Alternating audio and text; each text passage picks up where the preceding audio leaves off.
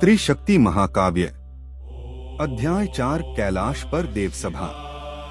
कैलाश वह दिव्य स्थान जिसका पूरा दर्शन हिमालय की सबसे ऊंची चोटियों को भी नहीं होता। वहां ऐसा लगता था मानो समय ठहर गया हो। बर्फ के छोटे छोटे कण हवा में धीरे धीरे तैर रहे थे और हर कण से ओम नमः शिवाय मंत्र की मधुर ध्वनि सुनाई दे रही थी।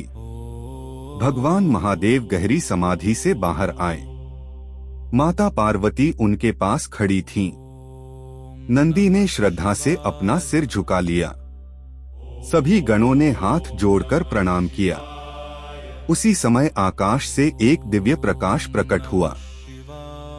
उस प्रकाश में ब्रह्मांड के अलग अलग लोकों से अनेक देवता और दिव्य शक्तियां सूक्ष्म रूप में एकत्र हुई। वहां न कोई शोर था, न कोई प्रतिस्पर्धा। सभी के मन में केवल एक ही संकल्प था, धर्म की रक्षा। भगवान महादेव ने शांत लेकिन गंभीर स्वर में कहा, समय ने संकेत दिया है। पृथ्वी पर अधर्म एक नए रूप में फैल रहा है। उसका सामना केवल बल से नहीं किया जा सकता। माता पार्वती ने कहा, जहां करुणा समाप्त हो जाती है वहीं अधर्म प्रवेश करता है। इसलिए धर्म की रक्षा के लिए मन का पवित्र होना बहुत आवश्यक है। सभा में उपस्थित सभी दिव्य शक्तियों ने मौन रहकर उनकी बात का समर्थन किया। तभी कैलाश की चोटी पर एक दिव्य त्रिशूल तेज प्रकाश से चमक उठा। उस त्रिशूल से 3 प्रकाश किरणें निकली। पहली किरण हिमालय की ओर गई। वह तप, संयम और ज्ञान का प्रतीक थी। दूसरी किरण पूरे भारतवर्ष की ओर बढ़ी। वह करुणा, सेवा और धर्मनिष्ठा का प्रतीक थी। तीसरी किरण पूरी पृथ्वी की परिक्रमा करके फिर आकाश में विलीन हो गई। वह निर्भयता, सत्य और त्याग का प्रतीक थी।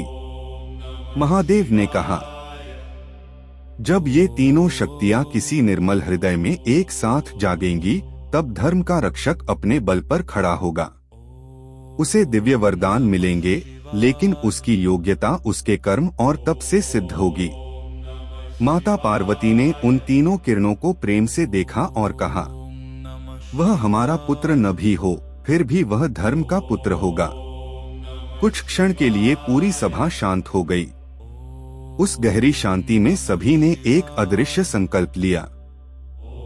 सही समय आने तक उस दिव्य आत्मा की रक्षा सूक्ष्म रूप से की जाएगी, लेकिन उसकी हर विजय उसके अपने तप, परिश्रम और निस्वार्थ कर्म का ही परिणाम होगी। सभा समाप्त हो गई। कैलाश फिर से शांत हो गया। लेकिन उसी दिन पृथ्वी पर 3 अलग अलग स्थानों पर 3 असाधारण बालकों का जन्म हुआ। एक का जन्म राजमहल में हुआ, एक का जन्म ऋषियों के आश्रम के पास हुआ और एक का जन्म एक साधारण परिवार में हुआ। इन तीनों में से नियति ने किसे चुना है? या फिर क्या तीनों का ही त्रिशक्ति के रहस्य से कोई संबंध है? इस प्रश्न का उत्तर समय ने अभी तक नहीं दिया था। दूर खड़े एक वृद्ध योगी मुस्कुराए और धीरे से बोले, खेल शुरू हो चुका है। और नीति ने अपने महान ग्रंथ का अगला पन्ना धीरे धीरे खोल दिया। अध्याय 4 समाप्त।